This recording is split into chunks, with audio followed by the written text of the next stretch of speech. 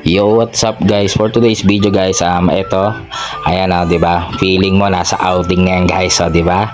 Ayan, dagat na yan guys. So ayan nga pala guys, camping starter pack natin guys, camping chair, tapos camping table, yan mga portable yan guys, 'di ba? Ganda ng view. Tingnan mo naman yung view, 'di ba? Garbage bag, pasintabi ka sa mga kumakain diyan.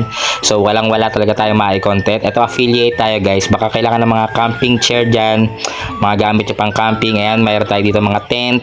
Tingnan nyo yung tent natin guys ha, camping chair, camping table. Tapos yan, magsiswimming dyan, mga barkadahan dyan. Alam ko may mga bago na kayong GC dyan, puro na lang drawing yan malamang. So kulayan nyo na yan guys. So simulan nyo muna syempre dito sa starter pack natin ng camping guys. So ito camping table. Tapos ayan, camping chair. O diba?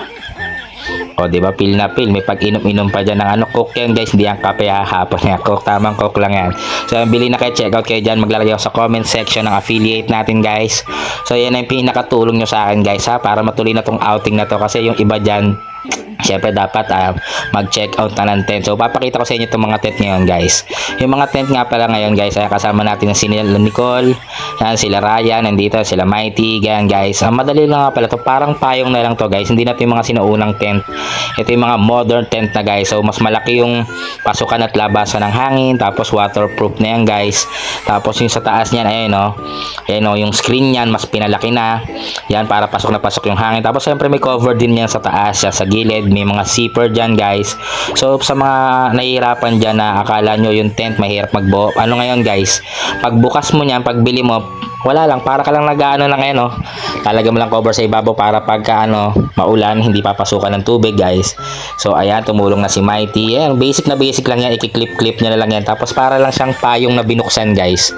Napakadali na lang yan. Kahit bata, kayang-kayang magbuo ng tent na yan guys. So kahit isang tao lang, bubuksan mo lang yan na parang payong guys.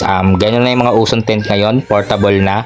Tapos pag tutupian, napakadali lang rin talaga niyan. Parang payong lang rin yan, itutupi nyo lang na ganyan, i-fold nyo lang kung paano nyo binuksan. Ganun lang kadali yan. Ewan ko dito sa dalawang to, nahirapan kasi gusto nila yung tuping-tupi. Pero ganun lang din yan guys, mas basic yan. Parang di ba yung payong itutupi nyo ng maayos.